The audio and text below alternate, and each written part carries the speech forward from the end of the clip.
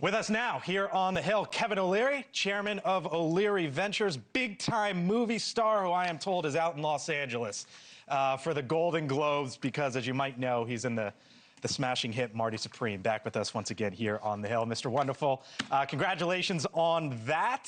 Thanks for being back with us once again. Let me start with the thing you know best about, which is the economy and jobs. The president raved about it today, should he? Yeah, actually, the job numbers was soft. 50,000 was soft. I mean, there's no getting around it. You wish it was 150,000. There are reasons for this, but you got to look at the total picture. One of the reasons that the market actually liked this number, this may sound a little perverse, is that it gives the possibility of further Fed cuts because employment is one of their mandates. Inflation and employment.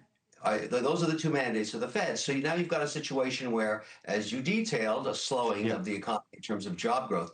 But let me explain why that's happening. 72% of jobs created in America are created by companies between 5 and 500 employees, small business, entrepreneurs, American entrepreneurs. They are the economy.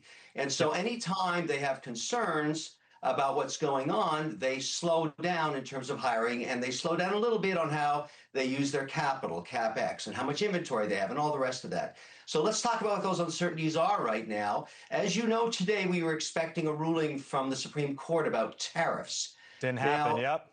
Yeah, it didn't happen. Now, the number one question I had last week going into this Friday was from small business owners saying, hey, listen, how much of these tariffs that I've paid do you think I'm going to get back? Because I don't know.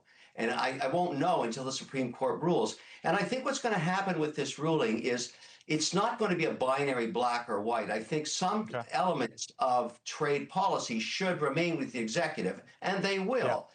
That's been around forever. But these emergency acts around fentanyl and input costs out of Canada and Mexico that occurred, that affected millions of small businesses, there may be some rebate involved there. So that's the first question. What's the rebate going to be? And secondly, and until you know that, you're a little bit concerned about hiring the next person. And that's showing up in the job numbers.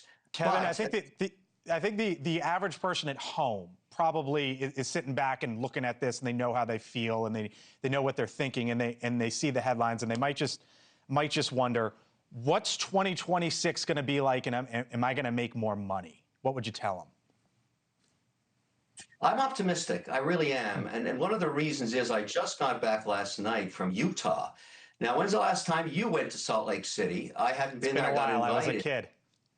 Well, you know, I mean, I'm just giving you the news. I mean, I'm looking for new investment opportunities all the time. And I think one of the big themes coming into the next 2 years in terms of investing in job creation and investment is going to be around power. Everybody's been talking about power, and the administration is talking about power. And we all know the Chinese are killing us in creating faster power generation by a factor 4x. I mean, they're really kicking our butts. And some of the states like Utah are figuring that out. And so I went to meet the governor there, Cox, and the Senator Adams. They rolled out the red carpet for my entire team. I think they're doing that with a lot of investors. These guys get the joke. They're really going to accelerate policy in terms of getting permits. And so investors like me like to hear that. And that gives me a lot of optimism because those kinds of infrastructure plays are big dollars. We're talking billions.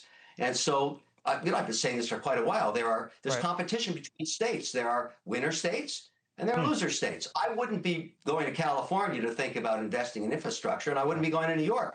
But there I am, in Utah. And so I'm optimistic that these states are starting to attract capital, create jobs. That's going to be the infrastructure spending that's going to buoy the economy. It's not just going to be technology. It's going to be power. And I like it, and I'm very optimistic. And by the way, I was very impressed. I had steak and eggs for breakfast, steak and salad for lunch, and steak for dinner. I got maybe you'll get a Golden Globe for dessert. We got to leave it there. Kevin O'Leary, best of luck this weekend. We'll catch you once again. Have a great weekend. Take care. Bye-bye. Thank you for watching. Subscribe below and download our NewsNation app right now on your phone, and you will get fact-based, unbiased news for all Americans.